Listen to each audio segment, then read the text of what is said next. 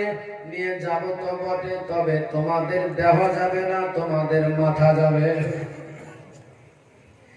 যেমনি এই ছোট্ট ছোট্ট বাচ্চাগুলো কথা শুনেছে, শোনার সঙ্গে সঙ্গে এই বাচ্চাগুলো বলতে লাগলো, ওগো চাচা, আমরা কোনো দোষ করি নাই, আমরা কোনো অন্যায় করিনি, তারপরেও কেন আমাদেরকে এই কারবালার এই ফরাত নদীর ধারে এমনি করে জবাই করতে চাচ্ছ? মাথা মস্তককে কেটে নিয়ে কেন যেতে চাই গো? তোমার ইনামের দরকার আছে, অর্থের দরকার আছে, স্বর্ণ নিবে না মুদ্রা নিবে, নিয়ে যাও, চলো তাড়াতাড়ি করে ওবাইদুল্লাহর দরবারে। যা হবে ওইখানে আমাদেরকে সাজা দিবে। তবে তুমি আমাদেরকে এমনি করে কেন সাজা দিতে চাচ্ছ? চিরতরে আমাদেরকে বিদায় কেন করতে চাচ্ছ গো? আমরা তো কোনো অন্যায় করিনি, তোমার কাছে কোনো দোষ করিনি তোমাদের। ওই বেঈমান জাহান্নামে শুনল না, মানল না গো, কোন কথা না শুনে দুই ছেলেকে আবার বলছে, কে আগে জবাই হবে বলো? বেরাদার বাবা ভাই, দুই ছেলে কাকতি মিনতি করেছিল, অনেক বুঝিয়েছিল, মানল না, শুনল না। শেষ পর্যন্ত দুইজনা নিচ্ছে এবার সিদ্ধান্ত, বলে ভাই এর অন্তরটা কালি কয়লা পাথর হয়ে গিয়েছে, সে কোনো ভালো মন্দ বুঝবে না, আজকে তার দয়া হবে না, তার অন্তরে দয়া নাই, মায়া নাই। আজকে যদি তার মায়া দয়া হতো, তাহলে এই মরুভূমিতে বালুচরের মধ্যে ফেলে এইভাবে আমাদেরকে হত্যা করার কথা ভাবত না। ওরে ভাই, আজকে আমাদেরকে ছাড়বে না। ভাই তোমাকে একটা কথা বলি ভাই রে মোহাম্মদ, আমি ছোট, তুমি ছোট আছো, আমি বড় হয়ে গিয়েছি। তবে একটা কথা তুমি ভালো করে জানো, যে তোমার প্রতি কোনো অত্যাচার হবে আমি দেখে সহ্য করতে পারবো না। যার ফলে আমি বলতে চাই ভাই রে, তুমি চোখ বন্ধ করো, তুমি থামো, আগে আমাকে জবাই হতে দাও। কারণ তোমার উপরে ছুরি চালাবে, তোমারে আঘাত করবে, তোমার ভাই ইব্রাহিম কেমন করে দেখে সহ্য করবে? আমি পারবো না ভাই রে। তার জন্য আমি বলতে চাই, আগে আমি দুনিয়া থেকে বিদায় নেব। ছোট ভাই বলে, মুহাম্মদ ইব্রাহিমের হাত ধরে বলে, দাদা আপনি যা বলেছেন এমনি করে আর বলিলেন না আমারে, কারণ আপনি হলেন আমার বড়। আমি দুনিয়াতে বেঁচে থাকবো, আমারে পরে মারবে, আমি এটা সহ্য করতে পারবো না, আমার দ্বারা সহ্য করা যাবে না। তবে দাদা একটা কথা বলি, আপনার আগে আমার যদি জীবনটা যায় তাহলে আমি বড় খুশি হব। আমার চোখের সামনে আপনারে কাটবে, আমি দেখতে পারবো না। এই বলে সঙ্গে সঙ্গে ইব্রাহিম নিজের ভাই মুহাম্মদকে বুকে জড়িয়ে ধরে বলে, ভাই তুমিও চাচ্ছ না আগে আমাকে দিতে, আমিও চাই না তোমাকে আগে। কারণ এই জন্যই যে আমিও সহ্য করতে পারবো না রে ভাই, তুমিও পারবে না, তাহলে কি হবে? ওই জাহান্নামে বেঈমান সেই সময় বলেছিল, মুসলিমের ছেলেরা রে, আর তোদের কথা শোনা যাবে না, আর আমি সময়কে বরবাদ করতে চাই না। যদি বাস্তবে তোমরা এতই তোমাদের প্রেম ভালোবাসা থাকে এক অপরের প্রতি, তাহলে দুইজনে তোমরা রেডি হয়ে যাও।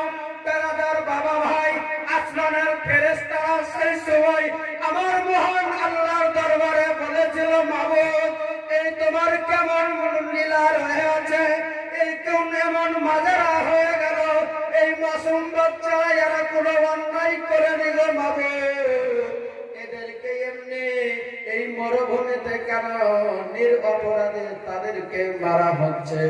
আমার আল্লাহ তাআলা সেই সময় ফেরেশতাদেরকে বলে, ও আমার ফেরেশতারা রে, দেখো আজকে আমার আলে নবী খানদান কাকে বলে আজকে বুঝে নাও।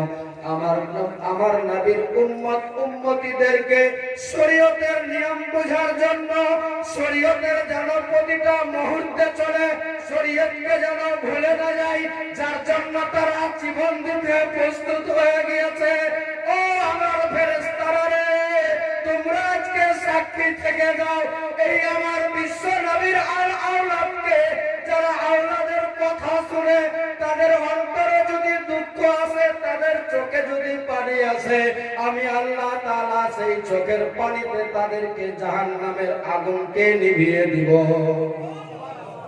জোরে বলেন সুবহানাল্লাহ। কারণ জাহান্নাম তো আগুন, দুনিয়ায় আগুন যেভাবে পানি ছাড়া যেভাবে যাবে না, জাহান্নামকে চোখের পানি ছাড়া যেভাবে, সেই রাস্তা ছাড়া বিকল্প অন্য রাস্তা খুঁজে পাওয়া যাবে না। আমার আল্লাহ ফেরেশতারা সেই সময় বলছিল যে আল্লাহ, এরা তো কোনো দোষ করে নাই, কিন্তু ওই পাপী বেঈমান যে ছিল সেও কোনো কথা মানতে রাজি নয়। ইমাম মুসলিম রাদিয়াল্লাহু তাআলা আনহুর দুই ছেলে লাস্টের দিকে বলছে, চাচা ছেড়ে দেন না, আমাদেরকে যেতে দেন না, আমরা কিছু চাই না, যদি না হয় তাহলে চলুন আমাদেরকে জিদের ওবায়দুল্লাহর দরবারে নিয়ে সেখানে যা সাজা দিবে আমরা মেনে নিব, আপনি আমার এইভাবে হত্যা করেন না, আমাদেরকে মেরে দিয়েন না। কিন্তু শোনা হলো না। লাস্ট পর্যন্ত বলছে, আমি আজ কোনো কথাই শুনতে চাই না, তোমরা যখন কেউ কাউকে দেখতে পারবে না, সহ্য করতে পারবে না, তাহলে দুইজনেই মাথাকে নত করে দাও, আমি এখনই দুইজনাকে দুনিয়া থেকে করে দেব রওনা। শেষ পর্যন্ত বাবা না মুসলিমের দুই ছেলের মধ্যে না ইব্রাহিম দেখতে চাই ছোট ভাই, না ছোট ভাই দেখতে চাই বড় ভাইকে এমনি করে এই অবস্থাতে। লাস্টে শেষ পর্যন্ত শেষ মুহূর্তে দুই ছেলে দেখছে যে এই পাপী বেঈমান এর অন্তরটা কালি কয়লা পাথর হয়ে গিয়েছে, শক্ত হয়ে গিয়েছে, এর অন্তরে যতই আমরা যা বলি না কেন আজকে কোনো কথা শুনবে না, মানবে না। লাস্টের দিকে দুই ভাই মিলে বলছে, ভাই আর দেরি করে লাভ হবে না, মনে হচ্ছে দেখা যায় ওই দেখো আমার মায়ার নবী, দয়ার নবী, বিশ্ব নবী, সরকারে কাওন মাকা জনাবে মুহাম্মদুর রাসূলুল্লাহ আমাদের জন্য হাউজে কাউসারের পানি নিয়ে অপেক্ষা করে, ভাই আর দেরি করা যাবে না, তাই শেষটাই ঝুঁকে যাও, আমরা এক্ষুনি বিশ্ব নবীর হাত দ্বারা হাউজে কাউসারের পানি পান করব। দুই ভাই সিজদায় মাথা নত করে দিলেন। ওই সিজদা অবস্থায় এই জাহান্নামী বেঈমান ইমাম মুসলিমের দুই ছেলের মাথা মস্তকের উপরে, গর্দনের উপরে এমন জোরে তরবারি চালালো, দুইজনারই ইব্রাহিম ও মুহাম্মাদের দুইজনারই মাথা মস্তক দেহ থেকে আলাদা হয়ে বালুচরে একদিকে ছিটকে পড়লো, আর ইমাম মুসলিমের এইদিকে দুই ছেলের দেহ আর একদিকে ছিটকে পড়ে গেল। সকলে বলুন ইন্না লিল্লাহি ওয়া ইন্না ইলাইহি রাজিউন। শুধু তাই নয়, রক্ত ফিনকে মেরে বয়ে যাচ্ছে। ওই বেঈমান হারিস আমার ইমাম মুসলিমের দুই ছেলের বডিটাকে সঙ্গে সঙ্গে ধরে ফোরাত নদীতে পানির মধ্যে চালিয়ে ফেলে দিয়েছিল। ফেলার সাথে সাথে এক ইব্রাহিমকে দূরে চালিয়েছে, মুহাম্মদকেও দূরে চালিয়েছে, কিন্তু খোদার হুকুমে তাদের অন্তরে এমন প্রেম ভালোবাসা রয়ে আছে, যেই ভালোবাসা মহান আল্লাহ তাআলা সেই মুহূর্ত দেখিয়ে দিচ্ছে যে দুইজনের ভালোবাসা এমন হয়ে আছে এক অপরের প্রতি। খোদার হুকুমে একটা পানির এমন জোরে ঢেউ আসলো, দুই ভাই এক জায়গায় হয়ে গেল। বড় ভাইয়ের হাত ছোট ভাইয়ের সিনার উপরে, ছোট ভাইয়ের হাত বড় ভাইয়ের সিনার উপরে। বলুন সুবহানাল্লাহ জোরে। এই বেঈমান দেখে সহ্য না করতে পেরে বলছে, আরে তোরা এখনো দুই ভাইয়ের মধ্যে এত একতা? সঙ্গে সঙ্গে পানিতে নেমে জাহান্নামী আবার দুই জনকে দূরে সরিয়ে দিচ্ছে।